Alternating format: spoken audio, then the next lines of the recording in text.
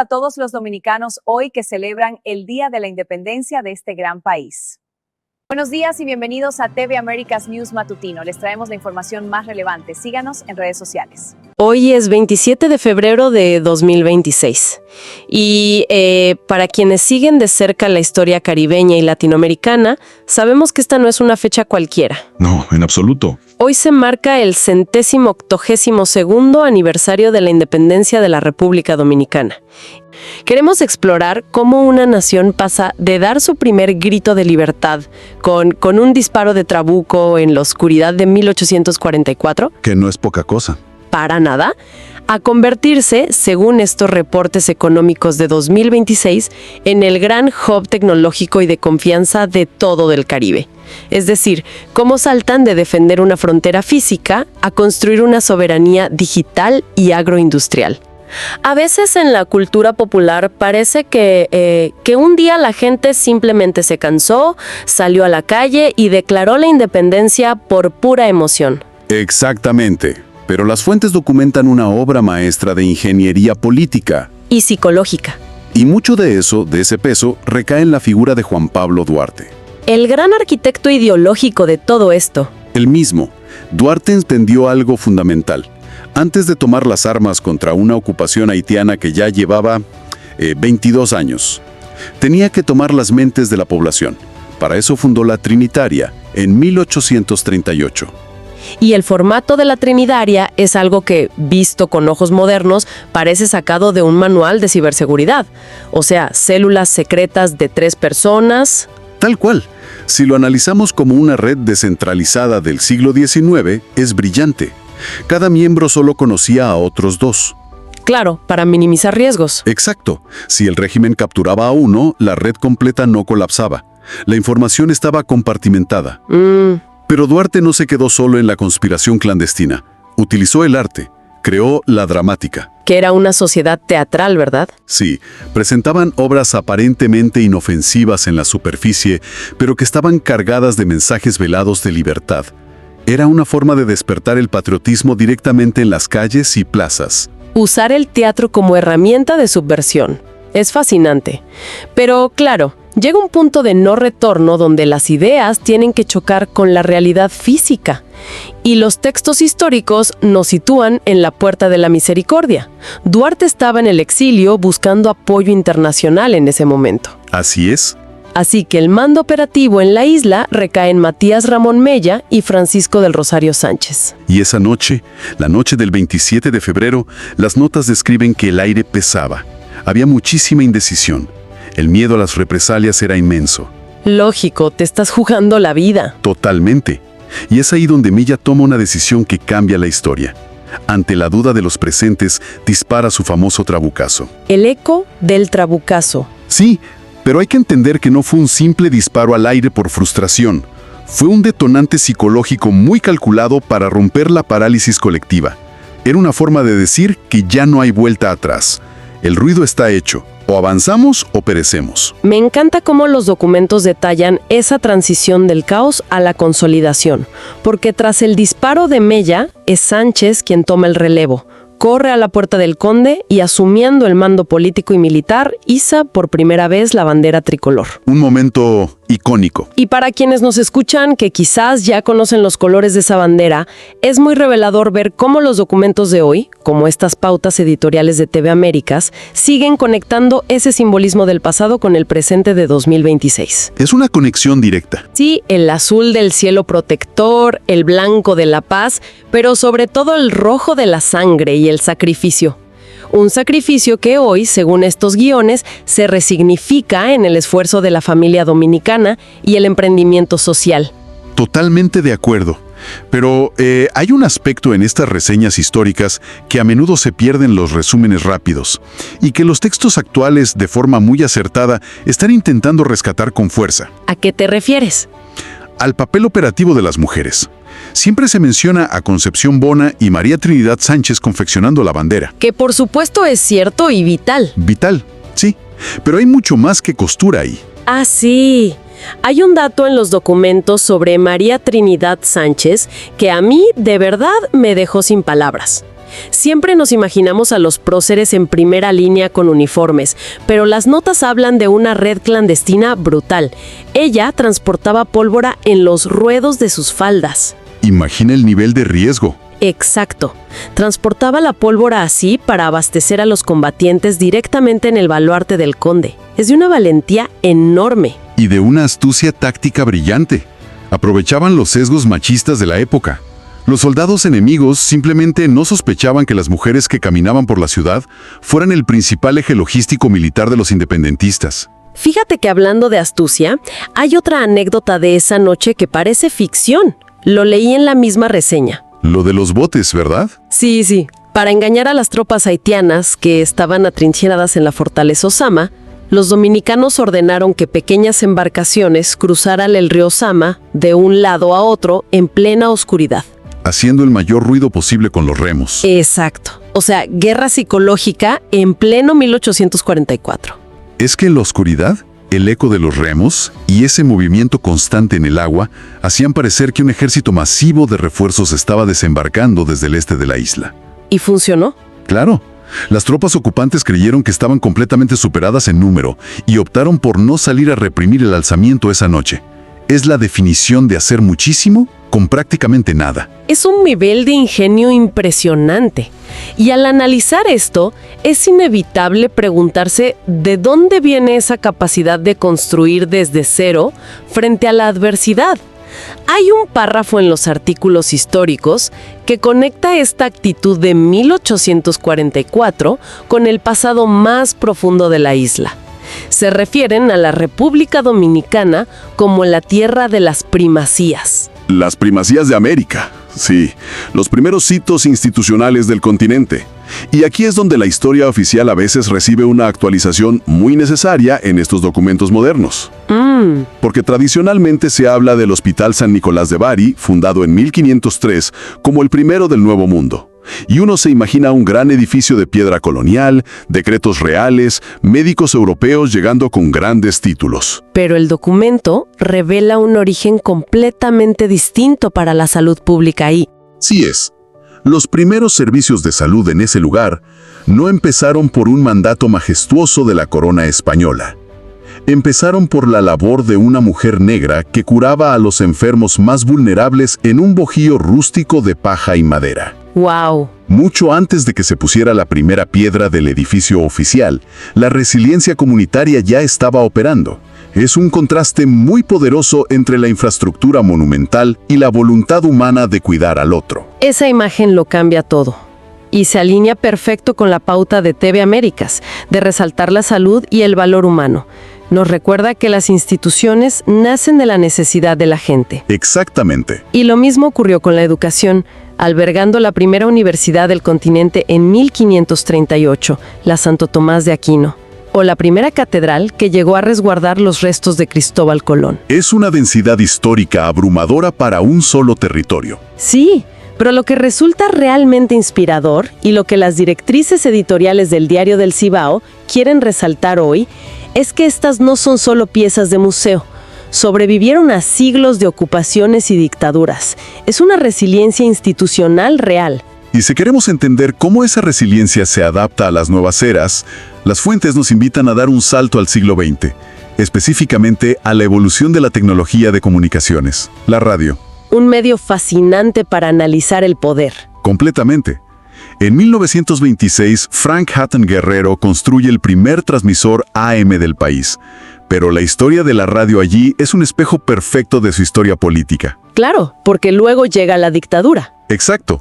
Durante la dictadura de Rafael Trujillo, que duró más de 3 décadas, las ondas de radio se convirtieron en la herramienta definitiva de control social. Estaba leyendo sobre La Voz Dominicana en las notas, que no era solo una emisora más, era un verdadero imperio de propaganda. Era un monopolio absoluto de la verdad. Implementaron exámenes de locución extremadamente rigurosos. Y no era solo para asegurar una calidad técnica impecable, que la había, sino para filtrar y mantener a cualquier posible disidente bien lejos de un micrófono. Todo, absolutamente todo, estaba milimétricamente censurado. Pero la tecnología es volátil y siempre, tarde o temprano, encuentra su camino hacia la resistencia. Porque si avanzamos en los textos hasta 1965, durante la Revolución de Abril, el panorama da un giro de 180 grados. Así es. Tras la caída de la dictadura y en medio de una intervención militar extranjera masiva, Francisco Alberto Caamaño, el líder de las fuerzas constitucionalistas, utiliza esa misma tecnología. La radio. La radio. La usa para organizar la resistencia urbana. Las ondas que Trujillo usó para silenciar al país durante décadas, Caamaño las usó para darle voz a un pueblo que exigía democracia y respeto a su soberanía. Me parece un puente conceptual increíble. Porque si en 1965 una simple antena de radio era el frente de batalla para defender la autonomía de la nación, ¿cuál es el frente de batalla hoy? ¿Cuál es ese frente en 2026? Esa es precisamente la gran transición que muestran los reportes económicos y tecnológicos actuales que tenemos aquí. Aquí es donde se pone realmente interesante. Porque revisando los datos de exportación y el decreto 113-26 de este año, vemos que la soberanía ya no solo se defiende en una frontera de tierra con trabucos o con barricadas en las calles. No, el paradigma cambió. Hoy se blinda con infraestructura digital pura y dura. Estamos hablando en los reportes de la llegada de Google al país, pero no para abrir unas oficinas de ventas corporativas, sino para instalar un puerto internacional de intercambio digital. Las cifras detrás de esto son impresionantes. $500 millones, 500 millones de inversión inicial. Es una locura de dinero. Es el 8º puerto de su tipo en todo el mundo. Y para que nos hagamos una idea física de lo que esto significa, no es algo que está flotando en el aire. Son 3 inmensos cables submarinos de fibra óptica que anclan físicamente en la isla. Conectando las Américas. Exacto. Transformando a la República Dominicana en el nodo central de datos de todo el Caribe. Y esto no pasó por accidente. El reporte gubernamental menciona varias veces la ENIA, la Estrategia Nacional de Inteligencia Artificial. Sí, la ENEA fue el motor de política pública detrás de todo esto. Fue una estrategia tan agresiva y bien ejecutada que según los índices de preparación tecnológica de la región para este año 2026, el país saltó del puesto 14 directamente al número 7. Es un avance vertiginoso para un estado de ese tamaño en la región. Muy vertiginoso. Y hay un artículo en nuestras fuentes, una columna de análisis, que hace una analogía histórica que a mí me pareció brillante. A ver. Describen a este puerto de Google como la nueva aduana digital del Caribe. Ah, claro. Para contextualizar, en el siglo XVI, las reales atarazanas de Santo Domingo eran el centro logístico por donde pasaba casi todo el comercio físico del Nuevo Mundo. Los barcos, las mercancías, todo paraba ahí. Y ahora, en el siglo XXI, están buscando jugar exactamente el mismo rol, pero con el tráfico global de datos. Es una rima histórica perfecta. La inteligencia artificial suena a veces muy abstracto, muy de Silicon Valley. La pregunta que surge de inmediato desde el punto de vista del Diario del Cibao es cómo aterriza esto en la calle. ¿Cómo afecta a la familia, a la economía real, al campo? Y los informes financieros de febrero de 2026 tienen la respuesta con cifras récord. Los números son contundentes. Sí, las exportaciones totales superan los 10.695 millones de dólares. Y solo el sector del tabaco ha roto la barrera de los 1.359 millones. Y lo interesante es cómo lo logran. Lo hacen a través de lo que los documentos técnicos llaman Agricultura 4.0. Confieso que cuando leí eso, me imaginaba que era simplemente comprar tractores más nuevos o drones. Es un error común, pero el nivel tecnológico es otro mundo. Hablan de campos verdaderamente inteligentes. Por ejemplo, están implementando redes de sensores impulsados por inteligencia artificial que monitorean la humedad del suelo en tiempo real. ¡Wow! Y esos sensores activan sistemas de riego ultra precisos. Esto no es solo para mejorar la cosecha, logran ahorrar hasta un 20% de agua. En tiempos de crisis climática global, ese porcentaje es oro puro. Es vital. Y no es solo el ahorro de recursos. Los informes detallan que estos sistemas automatizados se usan para el diagnóstico temprano de cultivos y el control preventivo de plagas. Exacto. Y esto está reduciendo la necesidad de labor física extenuante en el campo entre un 60 y un 70%. ¿Que es un cambio radical en la calidad de vida del agricultor? Totalmente. Pero además hay una capa de tecnología que está orientada puramente a la exportación de alto valor. El uso de blockchain en sus productos orgánicos. Sí, me detuve bastante en esa sección del reporte, porque siempre escuchamos la palabra blockchain asociada a criptomonedas o finanzas. Sí, Pero, ¿cómo funciona aplicado al café o al cacao orgánico dominicano que hoy envían a Europa? bueno, las notas lo explican de una forma muy visual.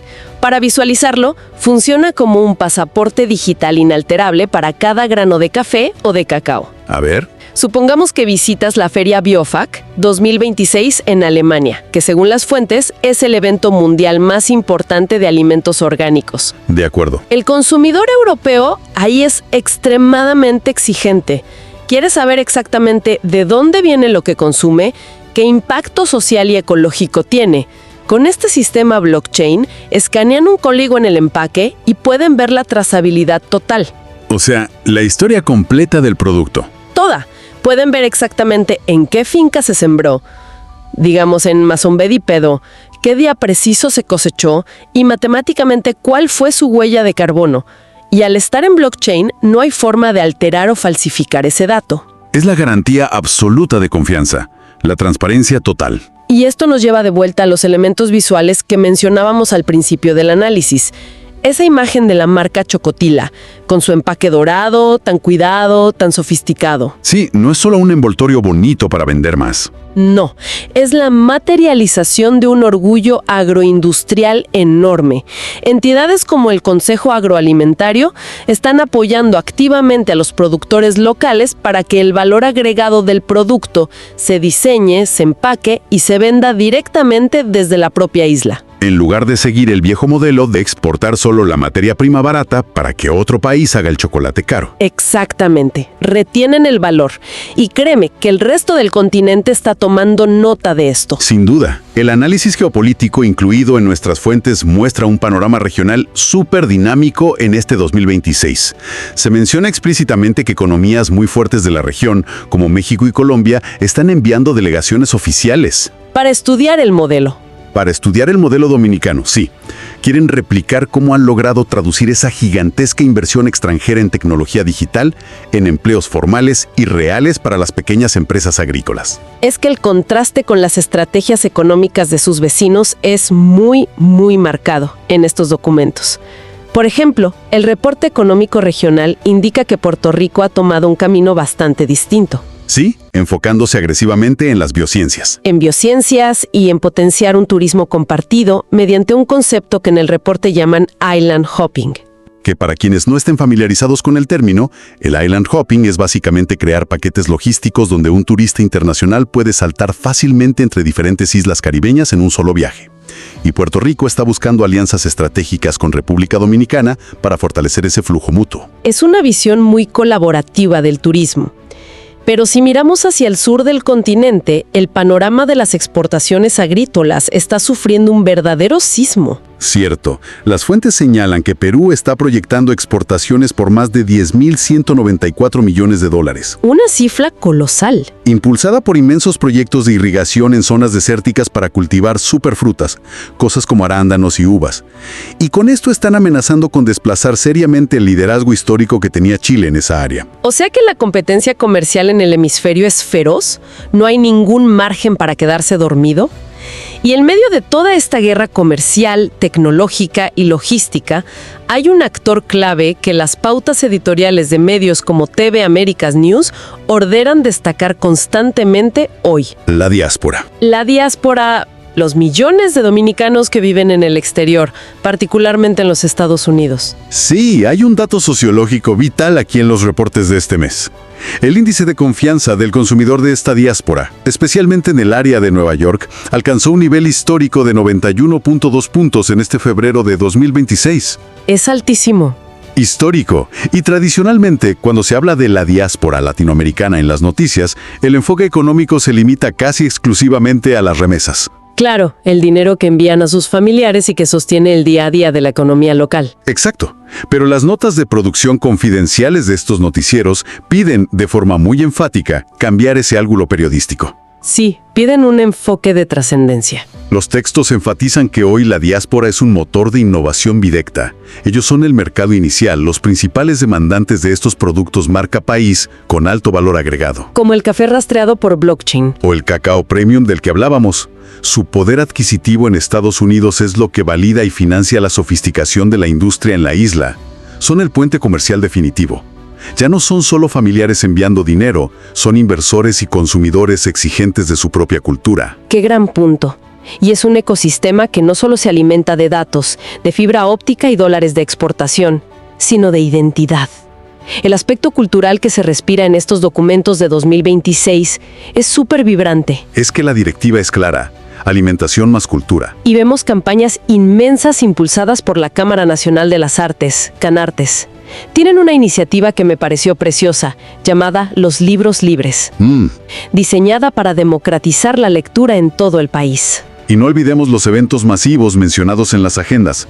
Hay un concierto sinfónico masivo y gratuito en el malecón llamado Canto a la Patria. ¡Qué belleza! Además de campañas digitales súper virales en redes como El Café Nos Une. Todo esto parece diseñado para enviar un mensaje muy claro y contundente a la sociedad. La adopción masiva de inteligencia artificial y el éxito arrollador en los mercados globales no tienen por qué diluir la cultura tradicional. Al contrario. Exacto, al contrario. La infraestructura moderna, las redes digitales, se están usando activamente para amplificar el sentido de pertenencia y el orgullo nacional. Entonces, ¿qué significa todo esto? Si damos un paso atrás y miramos el panorama completo que nos ofrecen estas fuentes documentales de hoy, vemos el retrato de una sociedad con una capacidad de reinvención asombrosa. Absolutamente. Empezamos hablando de una isla que construyó los primeros cimientos de la salud y la educación en América en medio de bohíos rústicos de paja.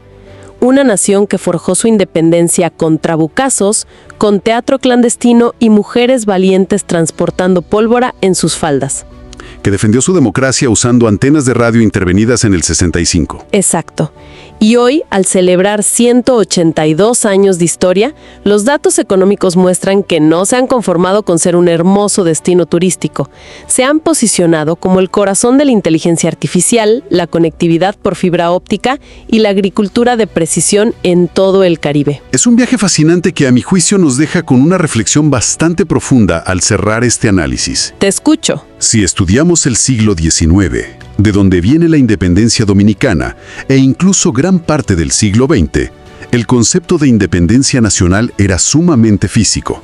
Ser soberano significaba tener un ejército firme para defender tus fronteras terrestres, controlar físicamente tus puertos marítimos y emitir tu propia moneda en papel. Era pura geografía y aduanas, la visión más tradicional del Estado-nación. Exacto. Pero al observar con detenimiento el camino estratégico que ha tomado la República Dominicana en este 2026, anclando sus propios cables submarinos, desarrollando estrategias nacionales de inteligencia artificial y protegiendo los datos vitales de sus exportaciones con tecnología blockchain, surge un debate ineludible. En pleno siglo XXI, donde la educación escolar, el sistema financiero, las historias clínicas de los hospitales y hasta la confianza ciudadana operan íntegramente en la nube. La pregunta es, ¿puede un país considerarse verdaderamente libre e independiente si no es dueño y administrador de su propia infraestructura tecnológica y digital? ¡Wow! Todo parece indicar, al leer estos reportes, que el control soberano de los datos es la nueva frontera de la soberanía mundial. ¡Qué pregunta tan potente para dejarnos pensando! La soberanía ya no es solo la tierra que pisas, sino la red por la que navegas y los datos que produces. Y con esa idea tan profunda cerramos nuestro análisis documental de hoy. Para quienes nos escuchan, esperamos que hayan disfrutado desempacar este cruce fascinante entre la historia caribeña y el futuro tecnológico, tanto como nosotros. Nos encontramos en la próxima exploración.